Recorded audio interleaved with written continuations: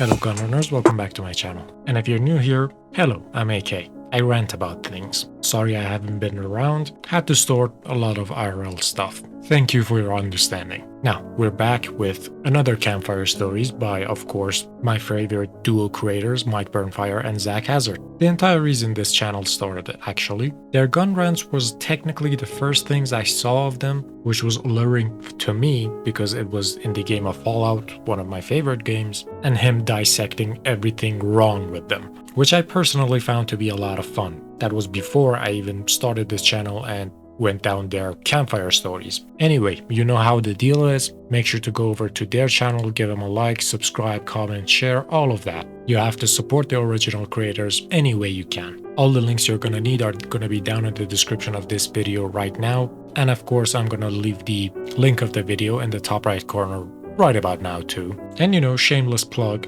you might wanna follow me too. Not that any sane person should. Today's video title, Old Job, from the Campfire Story series. Without further ado, let's start this commentary and start. My first job was working in a medical warehouse. Yes. Sure. Where they would store patient information. Because back in the day, information was not stored on computers, it was stored in paper files in manila folders. Yeah. And paper files take up a lot of room, and sometimes doctors' offices don't have that. Yeah. So they would send all of the patient information to the medical warehouse for storage. And my main job was taking care of that information, making sure it's stored properly. I mean, that was one of the reasons why you had to schedule appointments. Yeah. Also, you know, so the doctor's office wasn't packed with people. Yeah. But also so that they had time to get your records shipped back. Yeah. That was my main job. And before anything became the internet. And rows and rows of patient files. You needed ladders sometimes to climb up to the second floor. Manually go like up and check them. Of, Raiders of the Lost Ark, only with files instead Tomb of boxes. Raider stuff. I couldn't. Maybe not so much, but yes. At the beginning, no. But by the end, when I left, oh my god. Kind of yes. Oh god. You know what kind of stuff I found in those files? Well, can't tell you, patient confidentiality. Yeah, I was about to say, you can't tell me anyway, so why would I even ask? Yeah. Well, there was just a small point. Okay, that is true, but I need to...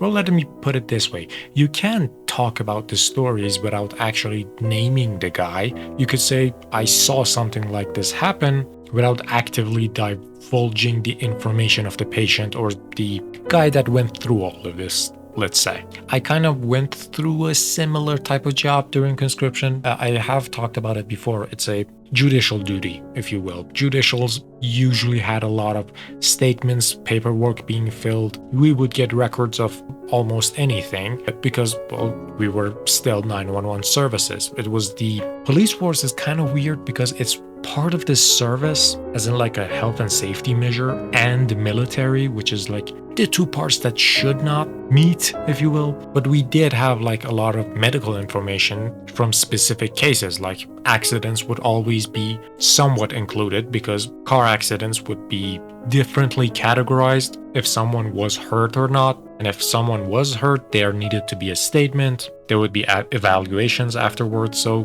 complicated. But yeah, you always had to go, like as a first responder, that I went through a lot of car crashes, sadly. And when you're writing up the statement, you are supposed to write from the scene of the happening. From the first things you saw, how you went along the way, it's a what you did during the entire procedure. That's the statement. I've seen a lot of weird stuff myself. Also medical stuff completely online, but the 911 response stuff, a lot of them are still done by paper because, well, writing down on paper is a lot easier, at least faster when someone is in 911 like responding situations. They don't have time to type it out and check it for like any sort of discrepancies and stuff. They just write it down, sign, and give it to someone else to enter into the system. Usually that someone would have been me too. I would have to scan the statement, upload it, but then I had to keep the original statement as well. That had to go to court. So yeah, patient confidentiality is true in all cases, but you can talk about an anecdotal way of referring to it, which would work. Let's keep going. There's a funny moment where I said to my coworker, hey, there's a lot of female names in this department. And he says, Right. yeah, That's the OBGYN department. And I said, what's an OBGYN? And that was the day I found out about vagina doctors. Birds and the bees talk, yeah. I didn't know vagina doctors existed. Why don't I have a penis doctor? Anyway. This might be You do have that me too. being ignorant as fuck, but I feel like a vagina is more complicated than a penis. Perhaps. It might be more than likely growing a human does have some parts. Jesus Christ. moving parts in How does both that bone bones. get in there? No, we don't even know. It's a mysterious ghost bone. We stored the patient information on shelves, and it was fairly mundane. Yeah. Sometimes they would ask me for a file, and I'd say, nope, can't find it. And sometimes Did you actually not find it? Oh, Or yeah. were you taking an I've been through that. I can't keep track of all this stuff. No, I really couldn't so find many it. shelves, and if a file got misfiled in the wrong department, I would never find it again. So you admit you were inept. Yeah, Yes. yeah, You contacted me one day. completely. I think we were going to hang Just out or one something. second, You're like, sorry. Oh, by the way, they're throwing out a bunch of I have to talk about this one just a small bit. It doesn't need to. It's not important or anything, but records going more than like 8 to 10 years back, well, they were not categorized where they were. You had to go to, well, another precinct or a judicial court and ask them where they would store it. I had to go through some paperworks that were in a bag. Like there would be like a trash bag that had a paper written down and date and taped over the bag, and the bag would be full of like multiple patient files, multiple like court cases. I'm talking like tens if not hundreds of patient files. So yeah, if anything is just too old, good luck finding it. And that was it. Those bags would be dedicated by year. So sometimes you would have like multiple bags with the same year name and hundreds of files in each one, just thrown at the end of a storeroom. And their first response was, well, did you check online? If it ain't there, don't bother. That was it. Let's keep going. medical stuff at my at where I work. Yep. I was like, ooh, I like dumpster diving. So we went over there. And we were Disposing just medical digging through stuff? the dumpster, and there's like That's surgical kinda tables in there, dangerous. and like microscopes and all kinds of cool stuff. And I'm like, man, look at all this cool stuff. So I I'm mean, just like grabbing stuff. the and really bringing it home dangerous with stuff me. would be And I completely found this really separated. cool thing that was made of stainless steel. I'm like, oh, this is awesome. Brought it home, and I'm like, Mom, look at this thing I found. Isn't it really cool? And she goes, yeah, that's a speculum. Where did you get that? Ooh, That's the vagina spreading tool. yeah. Yeah, I was real embarrassed. The We had a lot scissor-looking of knickknacks thingy, there. I One think. day I got hit in the face with a fake breast. What? Is this like a bag of saline? I don't know what it was. Maybe they use it for That's checking the for thing. breast cancer. I couldn't say. All I knew was I got hit in the face with a tit once. Just give me With a a rough fake breakdown tattoo. of what your daily schedule would have been like there. I don't really want to do that because there are some times where I would go in and hide for a couple hours. Oh, No one cared. It was a small little department. As long as I wasn't causing trouble most days. Yeah. As long as I got my job done. They yeah, didn't look into what I was understandable. doing too much. I have had jobs like that. Sometimes Not I had to make 110%, work for maybe myself. just about I think the files 75. look better on this side of the On shelving. energy So I saver would spend mode. the entire day moving the files from one shelf to the other just because I needed something to do. Gotta look busy. Look busy? Sometimes you Yeah, have downtime called like it. that.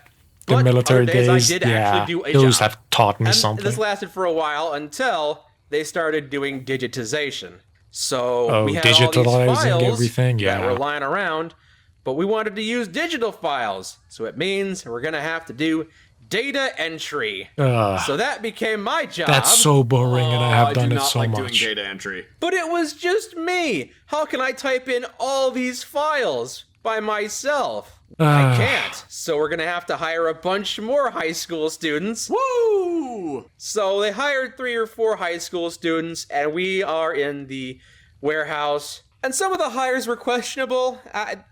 The people that added It's on high to do more school data entry students. may What not do have you been as mature as expect? me. Mm-hmm. There was the one guy and the one girl that they started a thing, and then it broke apart, and it became very awkward because they Oh. were sitting right next to each other Yeah. doing data entry for 8 Gee. hours.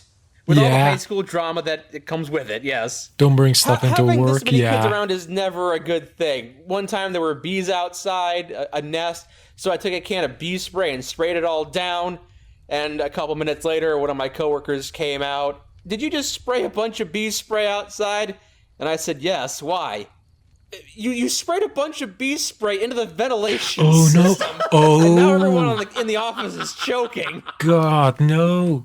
That's so bad. Mike tries to kill his coworkers. Oh. Mike the terrorist. Okay, that actually was kind of a hazardous job. There was, like I said, there was a lot of patient files there, and they just kept coming in every time we absorbed a new department. And eventually it got to the point where we didn't have any shelving for it, so we started stacking them on pallets and stacking the pallets on scaffolding. And every time they needed a patient file, we'd have to grab the forklift, take down the pallet full of boxes. Oh, good Lord. And find the file. And frequently taking down these pallets put a lot of wear and tear on them. Yeah. And they fell apart occasionally. Sometimes while they were holding a lot of weight.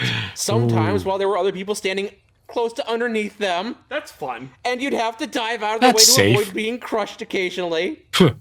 You think you shouldn't be standing underneath a forklift while it's moving like that. But we're high school students who are stupid. Yeah, exactly. And you got understandable. a forklift certification.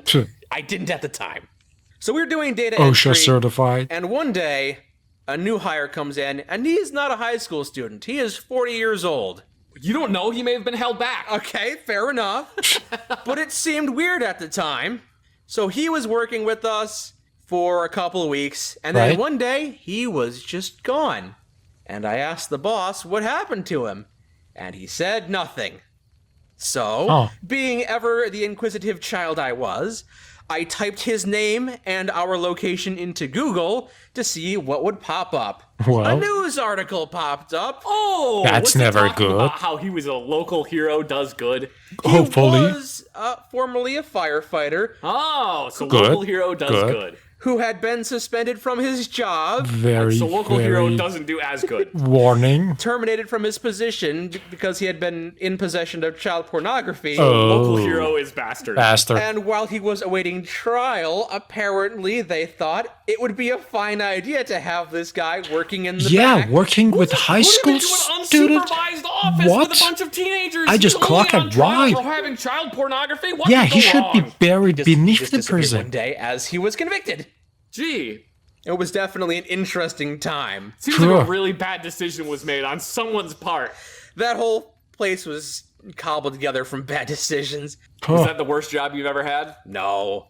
I've had plenty of terrible jobs, including jobs that are funny to talk about, like when I was a cheese recycler. The cheese recycler. I'm sorry? Sometimes pizzerias store their cheese and don't use it, and it's been sitting in storage for many, many years. Yes. Oh, no. But that's still good cheese. It's perfectly good cheese. You just gotta wipe the mold off it. Cheese is mostly mold. It's technically not the mold because is kind of part of for them. 8 years. It just needs to be repasteurized. Exactly. So we would take these giant frozen bricks of cheese and put them on a conveyor belt so they can be sent to a third-rate pizzeria. You forgot an important step there. You put the cheese on the conveyor belt, it gets mushed up, and then repasteurized, and then sold. Yeah. I don't remember the process. All I remember is the conveyor belt takes it away from me.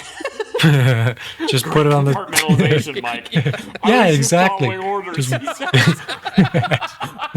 Yeah, exactly. Just follow the orders. As someone who's worked in a line, that's exactly it. He was a quiet man. I don't really know what else to say about him. Kept to himself. Very Put nice. the cheese on the table and left. Pastrami, and I said nothing. That's terrible. That's terrible. That was good. That was really. Is it too soon? Is it? I don't think there's ever going to be a good time to make fun of the Holocaust. Sure. I was also a temp worker for 5 years. You did the cheese recycling for 5 years? I did the cheese recycling for a week. Oh, okay. I also worked in a temp job for 5 years making cardboard boxes.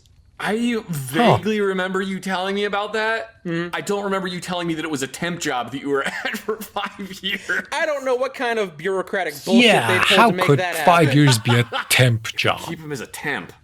We don't have to pay him insurance. Contractors, that is sure. Most of the jobs I've had haven't been terrible. There have just been parts of them that I really didn't like. One of the worst jobs I had was fixing pressure washers. It wasn't just like the hand pressure washers. It was also like car wash ones that washed semi-trucks. I guess you can't use a car wash machine. Yeah, you can't really drive a semi-truck through a car wash. It's too big. Sure. Makes sense. So I had to do that, and I did that job for like 2 or 3 months. And then one day they were like, okay, well, your temp job here is over. They didn't tell me it was a temp job. I thought it was gainfully employed. Yeah, they didn't tell me until like the last day That's there. got a They were shitty like, oh yeah, by the way, this is a temp job model. the entire time, and we've decided not to hire you on. And I'm like, cool, guess I'm looking for a job again. All right. Which I guess was fine because I didn't That's really very like that scummy. job very much. Would you describe it as a wash? God. The puns. Damn it, Mike. Come on. I think one of the worst jobs I ever had is right after I got laid off from the post office doing custodial work. I got another custodial job at this other place. They made like cereal boxes and all kinds of stuff. You applied for my job? Yes, I was a scab. Yeah. Let me tell you about the time I stabbed Zach for crossing the picket line. Yeah, that would be a much more interesting story than me talking about my terrible job. They micromanaged everything when I was doing this custodian job, and because there were like rolls of paper everywhere. Just I don't know if you noticed, but when you work around a lot of paper, a limelight always. The entire environment is very dry because the paper just sucks up all of the moisture. I've worked at a paper recycling plant before, so yes. I didn't know that. I didn't like that job, so I just quit. No. And one of my roommates at the time was just like, "Do you have another job lined up?" I'm like, "No, I don't. I just hated working there." Do you have any money saved? No, not really.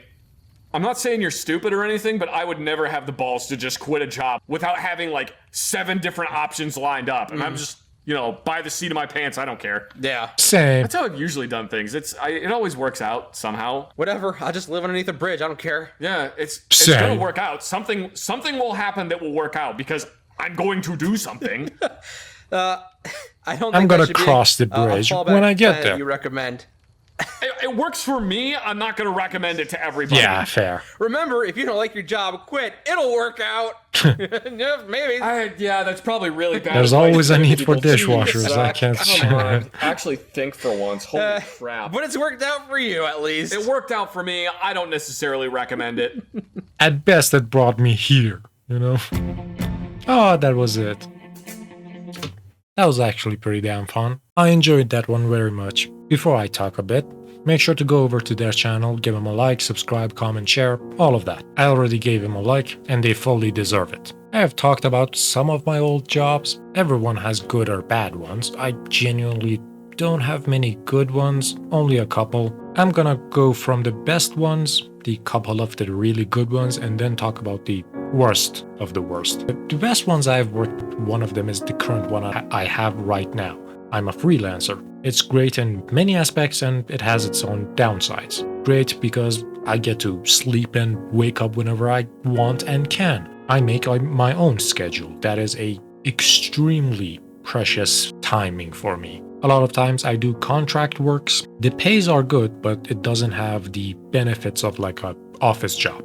Like rarely at jobs like mine you would see someone offering to do your insurance. Also, as a freelancer, I'm still working with our currency, not the dollar, because, well, I don't know if you know this, but sites like Fiverr and stuff do not accept Iranians at all. And within their terms and conditions, they do state that they do not accept it. So it's not like they have hidden it. Iran, Cuba, and a couple of other countries are completely banned. Also, it doesn't help that Iran has its own banking system, like it's an internal one. We have like one of the most cashless societies, and we always use our cards, but our cards are not accepted beyond the borders of Iran. But within Iran, taxis have like these portable registers that you can like slide your card in and pay for whatever the taxi fare is. We have like super applications that like for your phones that you could buy from groceries, asking for taxis. All of these are like paid online. And these have their own SWIFT network that they work with. So almost all the banks,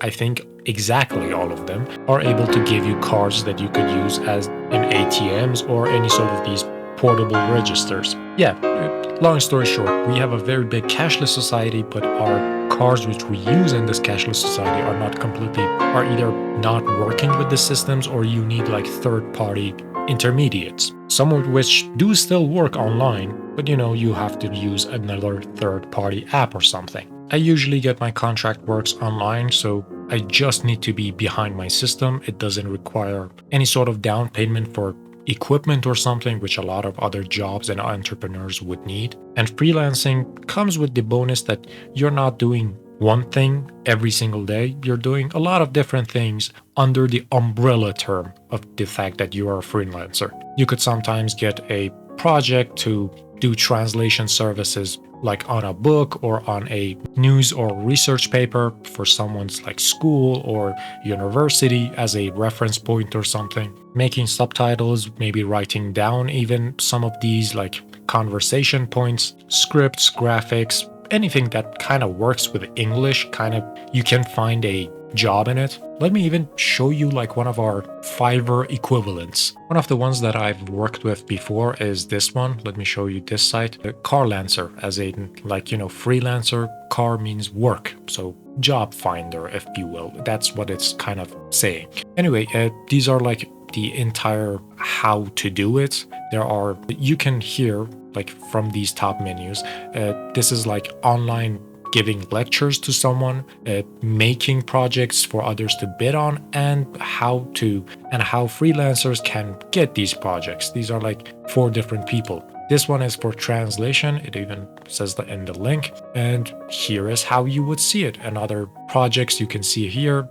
These are the money that is like guaranteed for the project, how many days you have, what's the job, and then you have like a small project going and a synopsis on the project itself. Now in these you can find almost anything, like from website creation sometimes, or as I said, like research papers and stuff. Let me see, how does the translate stuff work? It works pretty much good. Yeah, works enough. So yeah, other languages are also here, mostly like English, but yeah, other languages like Turkish, Arabic, English, German, French, Chinese, anything. You can find it in these.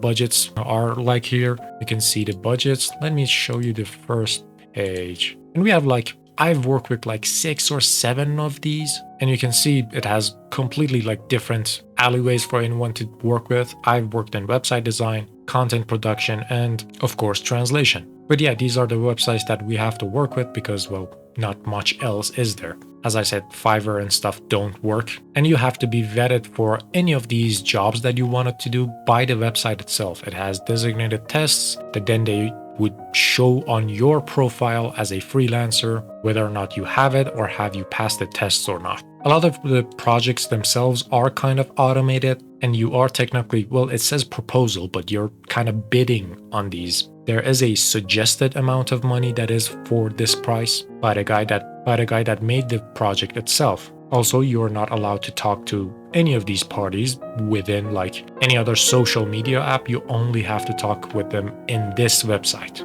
through this website. So yeah, one of the best jobs I have ever done is being a freelancer. Your own time, your own projects. Whether or not those projects are good or not definitely has low points and high points, but I have had projects that have evolved into more. I have also worked in a workshop. That is part of the jobs that I've really liked working in. First is the freelancer, then the workshops, and third one, well, since young I have helped my family with the family business, and we have almost always been in business of computers, hardware repairs specifically. Now, it's not my thing, but I have some experience in that regards. Understanding the English language helps with diagnosing a lot of the problems, Windows programs, and usually I was handling customer service. Someone would brought me their case, say my favorite game is not playing enough, or I have some Photoshops to do, or I'm using CAD to draw architectural,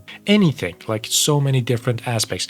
And they would have either with problems with graphic cards, replacements, optimization, sometimes just a new Windows. I had to handle a lot of those. Rudimentary work takes a lot of time, but it's not technically hard jobs, Those 3 jobs have always been my favorite. The third one was just because I was working with family. That was one of the more enjoyable aspects of it. Working in workshops was another favorite of mine. I have talked about this one too. I was a laser cutter. A technician technically, but a technician would usually be the guy at the helm of this. But again, a lot of the programs that you used to work with were easy enough to read. Just getting some used to was the problem. Like the first day on the laser cutter device, I was definitely a bit scared. Like those things are extremely scary when you understand how much power is going through them.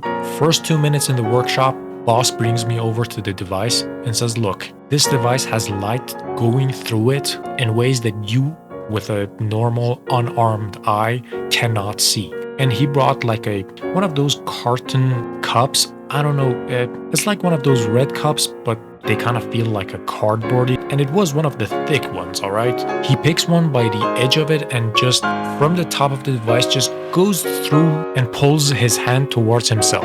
The cup got cut in the middle just by like passing through that laser line, something which you could not see with your eye. And he understandably told me how to use it and how to be aware of this, and he burned that cup, like it cut it right in the middle so cleanly, and he like pulled his hand back like fast. It made a very good first impression of, okay, you need to be careful with this device. And he told me that not always is the device is going to be like this. It's not going to be powered all the time, but when it is working, the best thing to do is just close the damn thing so you and no one else gets in any way, shape or form hurt by it. But unless it's actively working, the laser isn't going through the device either. So those distinctions made all the importance there. Let me see if I can find a picture of those. Okay, here it is. The device I was working with was one of these that had one of these top covers, and the laser would come like towards like the left side of it. It did look a lot like this. I feel like it was bigger, but I'm not sure. And this was like the basic one. Like they all were industrial. I was like in charge of like 2 of these, and they would mostly be working almost all the time, unless, you know, we had no contract to do. And in that case, the boss was really a good guy. I cannot stress how great this dude was. Some days, well, first off, let me start with this. Our hours of work kind of start at 8 or 7. We kind of start sooner. It's not a 9 to 5. Usually is like 7 to 2. At least, you know, governmental official organizations, a lot of them do follow that line. Us guys in the lines and factories, usually it would start about 7, but these factories could sometimes go up to 3 shifts. The morning, the afternoon, and the, well, graveyard shift, but we call it just the night shift. In this workshop, if we didn't have a job, there was no second or third shift. We would just close up and go home. It was one of the best jobs ever. The boss was like, well, I'm paying you by the month. I don't care if you're here or not. If we don't have a job, why are you here? And you know, he was such a sane person for saying that. You didn't need to waddle around just to, you know, show yourself like working or looking busy. If there was no way to make money, why were you there? Some days I would be there like 7:30, work till like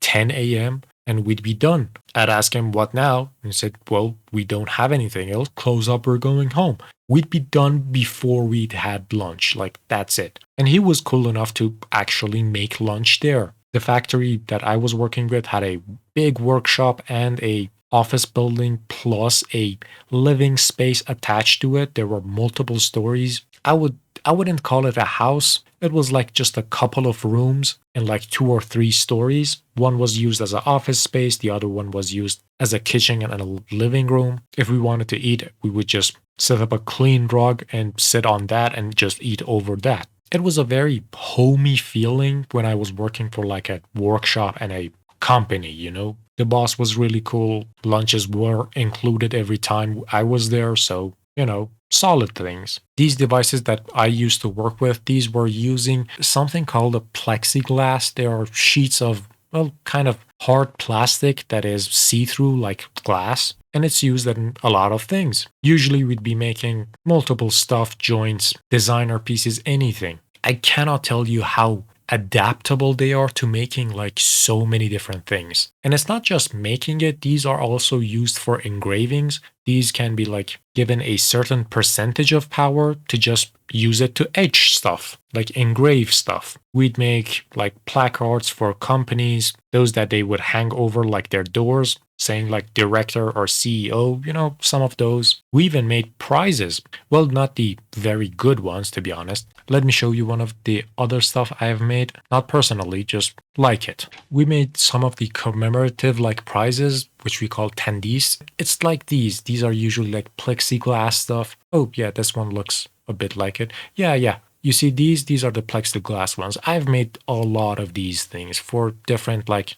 ceremonies, gifts, commemorative pieces in different designs, looks. Yeah, I've made a couple of stuff like this, but it was very fun working with these. It was such a good feeling when you had an idea of something in your mind. You would make it on a computer and within the hour you would see it come to life, you know? That was such a fulfilling job. I really liked that one. And these are like very light versions. If you see this one, yeah, these are the sheet metal cutters. It's still laser cutters, just a lot more power. We also had one of these, but I was technically not the guy in charge of this. But working with it would be the same. Just you need to have the exact power and the percentages and speed that you need. Every kind of device like this works the same. You just tell it how much power put in that exact specific spot. Some could cut very thick sheet metal, some would do very light ones, depending on their power consumption, and the material itself are very delicate and important to know which ones you could use and not. A lot of the reflective materials you could not use with a laser cutter. They have a tendency to reflect, well, light back, and it's a laser. It hits the header on those laser pieces and can destroy the device. Plexiglass, although having some effects of glass, it is see-through, so it was better to work with those in some places. But yeah, I was in charge of 2 devices like this, not this brand, but very much like this, open front, big enough that you could feed entire sheets of, well, plexiglass into it. I've worked with these, and as I said, this was one of my favorite jobs, and these were the good ones. As far as the bad ones go, well, contracting work does kind of fall into the bad ones as well. The pay is at points not worth it, but that's not what I would consider a bad job. Harsh conditions, I would say helping my cousins down south. A lot of my family members are industrial. I had a family member that was a welder. Working with him was fine. The job he was doing was not fine. The job was very, very hard. He was also a contractor, but he would work for international ships. Now I'm saying quote-unquote international ships, because they're all just Iranian container ships wearing false flags. That's all there is. Now, as someone who was helping him as an apprentice of sorts, it didn't take. I didn't like the job at all. My daily schedule would be something like going out 5 or 6 a.m. because the Persian Gulf would be extremely steaming around noon. So we would get all the jobs we could do around morning, go home for noon, and come back in the afternoon where temperatures have subsided a bit. Anyway, at 5 in the morning, we would go to the harbor with like heavy equipment stuff, like welding stuff, diodes, I think, pack lunches and almost anything else, go to the harbor, get a taxi cab of a way. We would then need to get a boat to get us to one of these ships. And of course, all of these ships wouldn't be around the harbor of Iran. They would be in international waters. So at times, I remember like 30 to 40 minutes of just riding around in a boat just to reach the actual ship itself. We'd get in to the ladders, go up the container ships, and they are so extremely big. First time I was on one, I was just not believing it. They were just too huge. Going to the front, to the end, back like a couple of times when we needed to work and stuff, so it would genuinely make me go out of breath. Also, funny enough, the job that my cousin was there to do was welding them a new flagpole, which in the words of the captain himself that was there, they had to pull the pole down, change the flag, and change it back up and pull the pole back up so many times that the pole itself had to be like completely taken out and made like a new one in its stead and be welded into the body of the ship. That's how many times they would change flags. Yeah, they always have been looking in a way to circumvent these sanctions, and they have found way too many easy stuff. Also got once trapped in a ship for a 24 hours, like 15 or 16 hours time. We went to another ship for a afternoon repairs, going there like in 4 or 5 in the afternoon at least. I think even maybe later. And when we wanted to come back after we were done, we called up our taxi, the boat that would pick us up. And he said Weather Channel kind of said the Gulf is tumultuous in a way, so I'm not taking the boat out for tonight. So we kinda got stranded on the ship. The captain there was a very nice fellow. He gave me and my cousin 2 beds among the crew members. And the lounges and stuff were really like prime condition, to be honest. All leathered up chairs, a huge TV in their room, mini fridges like stacked with free food. As a younger AK, it was very fun to be around, by the way. But yeah, I had to sleep over in a ship, by the way. That was fun. Came back home first thing in the morning and went back to sleep. That job wasn't bad in itself. The working conditions of it were very, very bad. I was working a summer job in a harbor area on one of the hottest places on this planet, I would say. On top of a container ship in middle of sea during the brightest and hottest hour of daylight, doing welding, a job that requires you to wear very bulky clothes and equipment. Also, it does generate some heat, so it's not a good thing to add, by the way. Everyone has bad jobs. I cannot say mine has been completely bad. Everyone has good and bad jobs. Some of mine were these. Anyway, I ranted on and off. Thank you all for watching. Make sure to like and subscribe if you enjoyed the video. If you have any recommendations, put it in the comments. And make sure to support the original creators of this video. I ranted on enough. Thank you all. Stay safe. Goodbye.